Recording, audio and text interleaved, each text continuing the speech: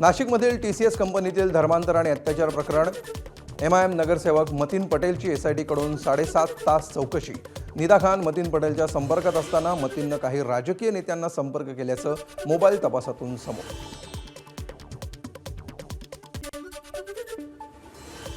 उल्हासनगर आणि भिवंडी महापालिकांच्या आयुक्तांकडून शासकीय वाहनांवरील झिगझॅग दिव्यांचा वापर सुरूच। सर्वोच्च न्यायालय आणि राज्य शासनाच्या स्पष्ट आदेशानंतरही नियमांना खेराची टोपली। काही दिवसांपूर्वी उल्हासनगर आयुक्तांच्या वाहनावर अनधिकृत दिवा बसवल्यामुळे RTOने केली होती दंडात्मक कारवाई।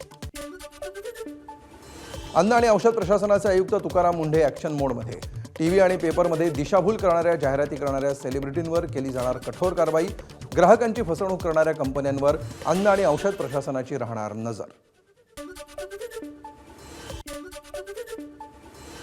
मुंबईच्या वांद्र्यातील गरीब नगर भागामध्ये अतिक्रमण विरोधी कारवाई दरम्यान पोलिसांवर झालेल्या दगडफेकीचं प्रकरण। आतापर्यंत 20 आरोपी पोलिसांच्या ताब्यात तर 10 फरार आरोपींचा शोध सुरू। लातूरमध्ये पीक विम्यासाठी शेतकरी संघटनेचं ठिय्या आंदोलन। जिल्हा अधीक्षक कृषी अधिकाऱ्यांच्या दालनासमोर केलं आंदोलन। अनेक महसूल मंडळातील शेतकऱ्यांना अद्याप गेल्या वर्षीचा पीक विमा मिळाला नसल्याचा शेतकऱ्यांचा आरोप। अहिल्यानगर शहरातील उद्यानामध्ये मुस्लिम महिलांकडून नमाज पठण। व्हिडिओ व्हायरल झाल्यानंतर हिंदुत्ववादी कार्यकर्ते गंगा उद्यानात श्रीराम स्तोत्र आणि हनुमान चालीसा वाचायला केली सुरुवात।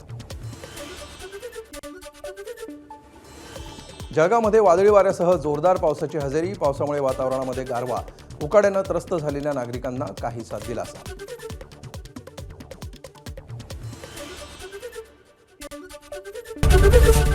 ABP माझा, उघडा डोळे बघा नीट।